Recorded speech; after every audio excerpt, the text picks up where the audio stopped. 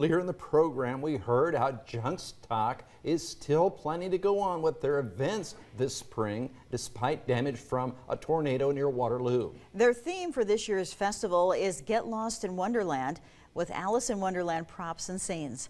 In this segment, Grace McDonald finds out what people can expect at Junkstock this weekend. Hi, I'm Grace McDonald with Pure Nebraska, and right now I'm in Waterloo at Junkstock with Danielle Schlegel-Melch. How are you doing, Danielle? I'm good. Thanks for coming to the farm. Of course. I'm so sorry for all the damage that you've experienced, but you had so many volunteers come on out to help because people just really care about this tradition.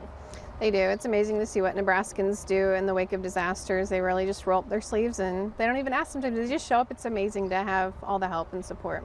And you have events that are coming up pretty close that you decided, you know what, we're going to go for it. What's happening? Yeah, when the storm hit, we were 1 week out from Junkstock, and there was a brief moment of panic, of course, but that thought was, I think, pretty short because we knew there's a lot of families and small businesses that depend on Junkstock. It was amazing to see how everyone showed up to help. What can people expect when they come to the grounds this weekend?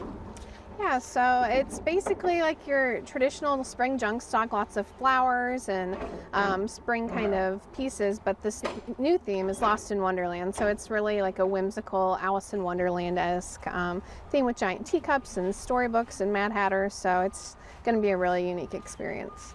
You mentioned that there's some changes with parking. What should people know?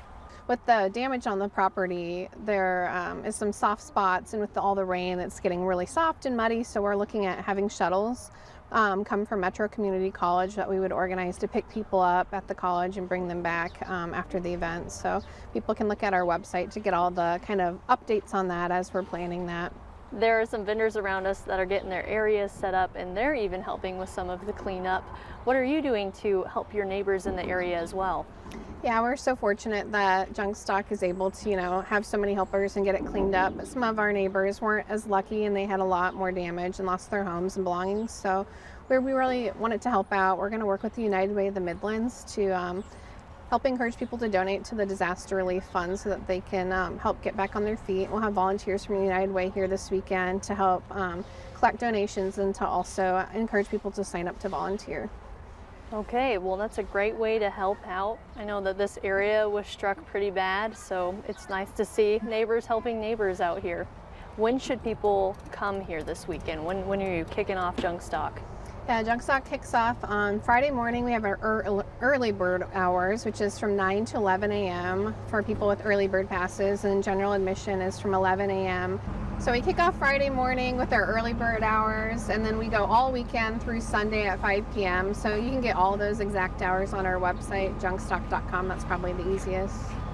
All right, perfect. Yeah, and then it's the second weekend next weekend too. So if people can't come out this coming weekend, the following weekend, we'll be here again for week 2. All right. Well, thank you so much for talking about how Junkstock has been affected, and I'm really glad that you're still having the events these next 2 weekends. Me too. Oh yeah, very good. Good news there that they're going on with the show. Oh, so many people look forward to it. It's so fun. Yeah.